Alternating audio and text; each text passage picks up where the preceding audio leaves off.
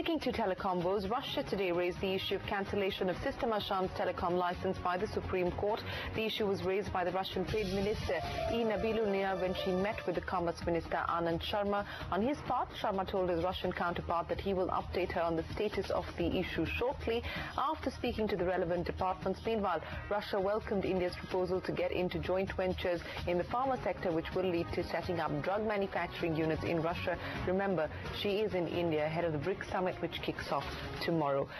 But getting back to telecom, joining us now for more on the stand that MTS is likely to take as far as the cancellation of the 2G licenses are concerned. Joining us is Vezovold Rozanov, President and CEO of MTS.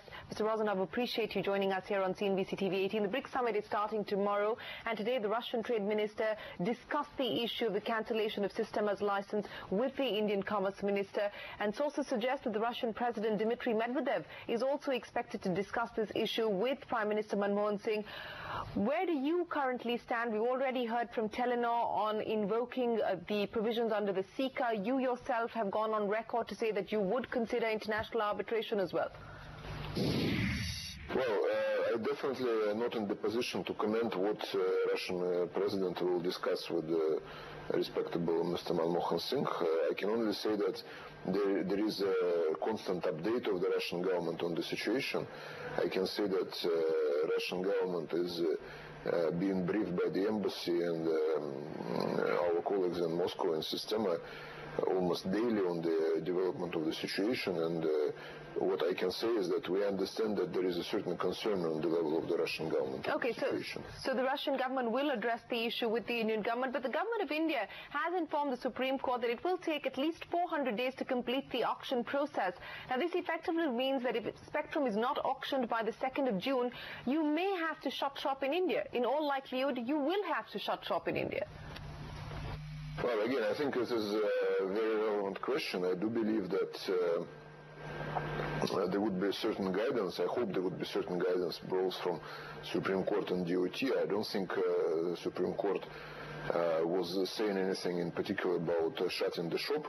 The whole process, the spirit and letter of the Honorable Supreme Court order was that within 4 months the whole process should be completed. So for me, it would be logical that if the process is not completed of the auctioning of the new of the spectrum, then there should be certain. Okay, so you're hoping for an extension if the process is not completed by June, but even Uninor believes that it's difficult to operate in such an uncertain environment, and as you must be aware, it has moved the petition in the Supreme Court seeking the auction should be conducted by the 2nd of June. Is Sistema looking at filing a similar petition?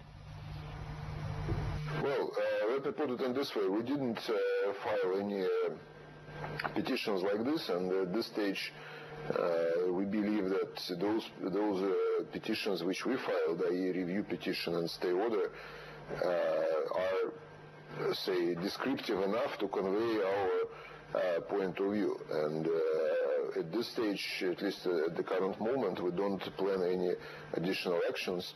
I can say that we are wholeheartedly support position of our colleagues in Uninor, and we do believe that it is in the interest of the society and, of course, operators to make sure that auction happens as soon as possible. So there is no any interruption of the continuity of the service provisioning and the business for our business partners.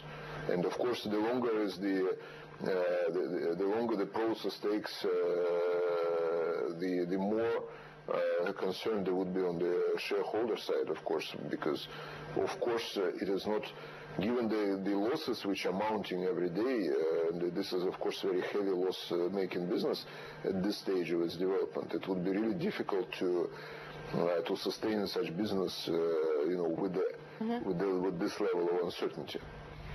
Right. The telecom regulator, the TRAI, is in the process of finalizing its recommendations for the 2G auction.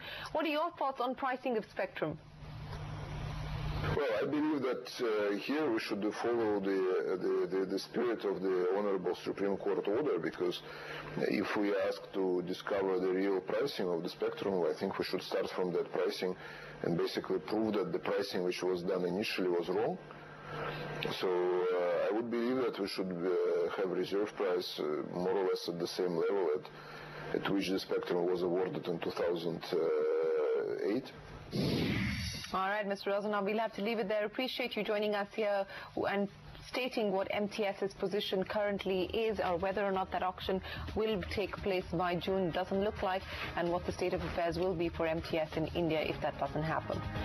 But coming up next, U.S. markets fluctuate as consumer confidence weakens and home prices stay flat.